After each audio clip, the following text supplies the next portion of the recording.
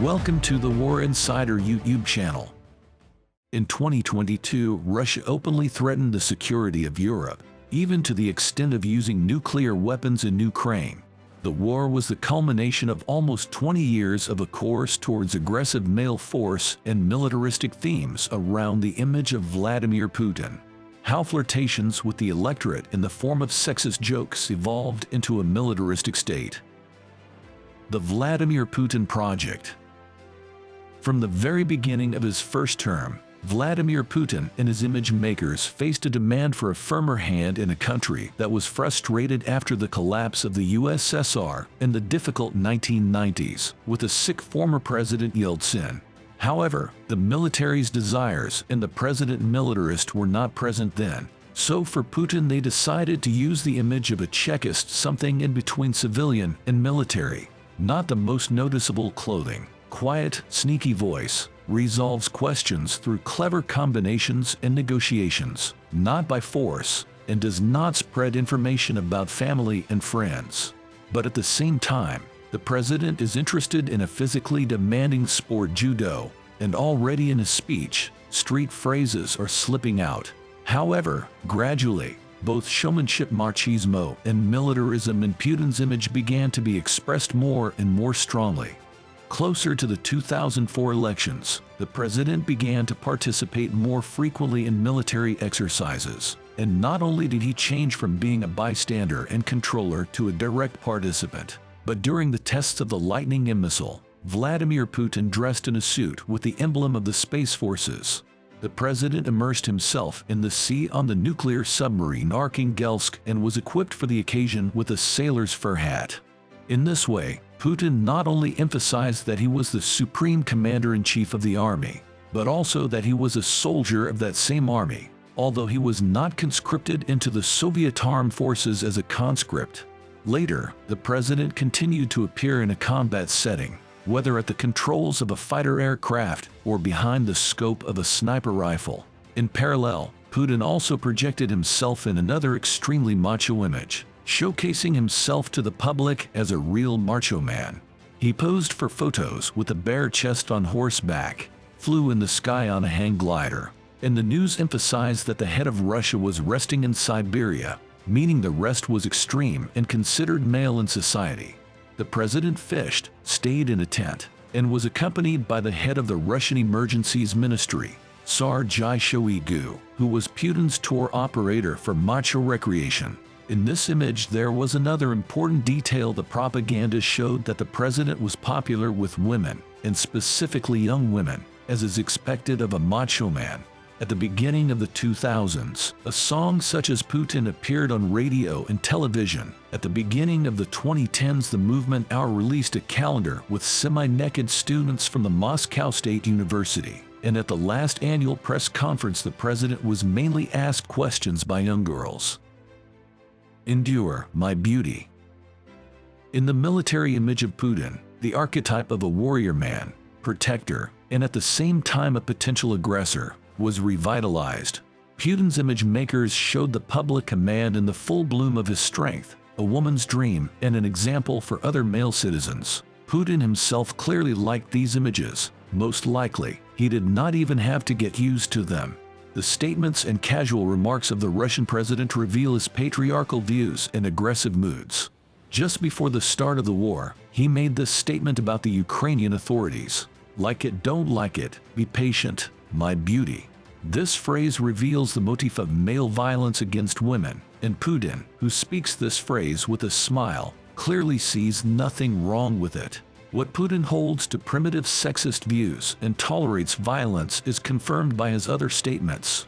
In a well-known Italian film, there's such a phrase: "A real man should always try, and a real woman should resist." Putin said about the situation with media freedom, "Say hello to his president. He turned out to be a very powerful guy. 10 women were raped. I never expected that from him. He surprised us all. We all envy him." This is the line Putin made after accusations of sexualized violence were made against former Israeli President Macho. Berlusconi is being judged for living with women. If he were homosexual, he wouldn't have been touched with a finger. about the trial of former Italian Prime Minister Silvio Berlusconi, who was accused of prostitution of minors. Now, as we already know about Putin's numerous mistresses and illegitimate children thanks to the investigations of Russian and international reporters, these crude sexual jokes seem not just playful with the audience, but a personal perspective on relationships. However, the presidents fell into resonance with views on parts of the Russians, both men and women, and helped to normalize violence.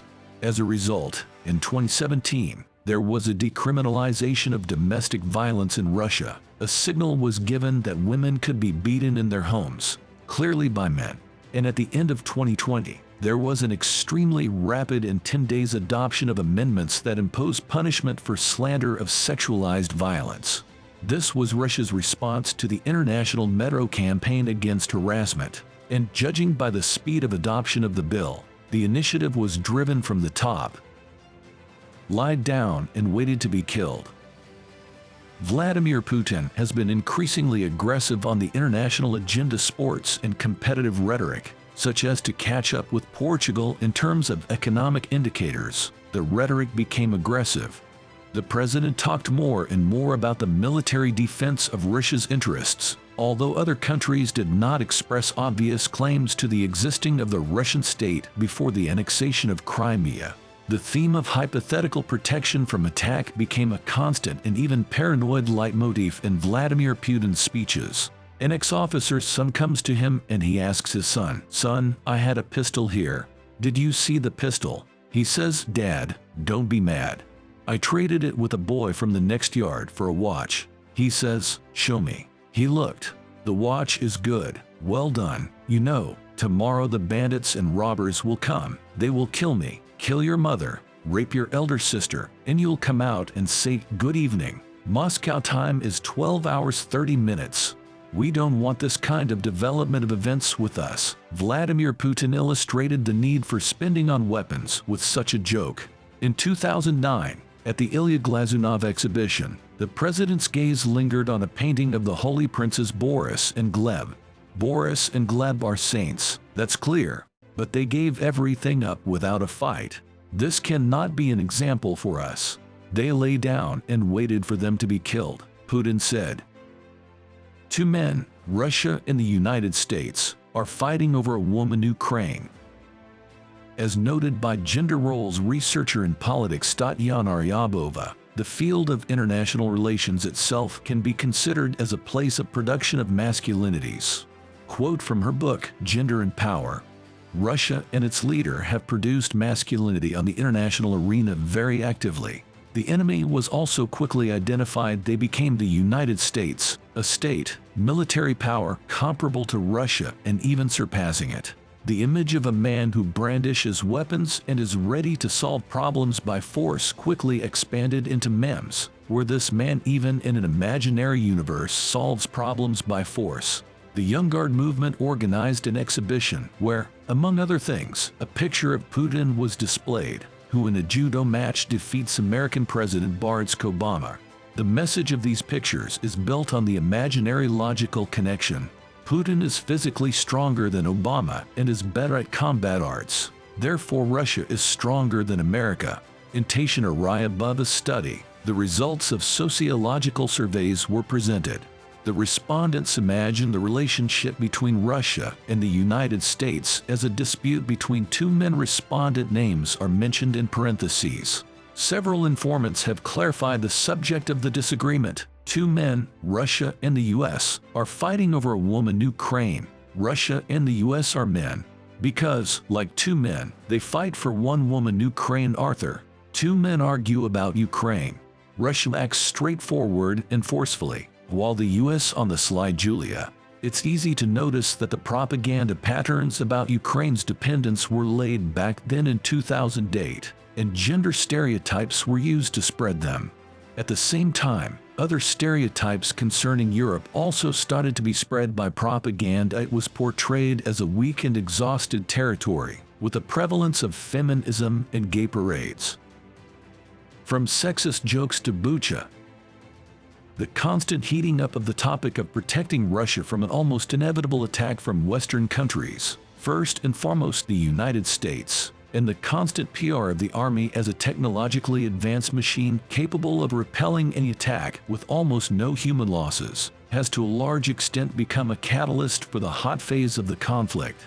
The expression "the best defense is attack" is certainly known to the Russian president, a great lover of proverbs and sayings. As has been pointed out many times, Vladimir Putin trusts his own propagandists. Judging by everything, the president did indeed count on a blitzkrieg and a merciless war. And here again he finds himself in the labyrinth of his own views. Putin saw himself as a macho leader of a macho country who would not be opposed in either military or sanctions. Loyal Russian authorities, which is a large enough part of citizens, supported and still support this viewpoint. The beginning of the war forced the country to live under the laws of martial law. The State Duma hastily adopted the discrediting of the army law, which introduced criminal punishment for false information about armed forces. Censorship began immediately, with the Rain television channel and even the Echo of Moscow radio station belonging to Gazprom Media being blocked. The new newspaper tried not to mention the word war, but still received warnings from Roskomnadzor and effectively shut down. People are given real arrest sentences for picketing with abstract peace posters. Criminal cases are opened for putting up signs with the truth about the war. The law turned out to be convenient for dealing with political opponents. The deputies of the opposition municipal council of the Krasnozelski district of Moscow ended up in criminal cases for statements made at meetings. The regime turned out to be as close as possible to a dictatorship for all the time of its existence.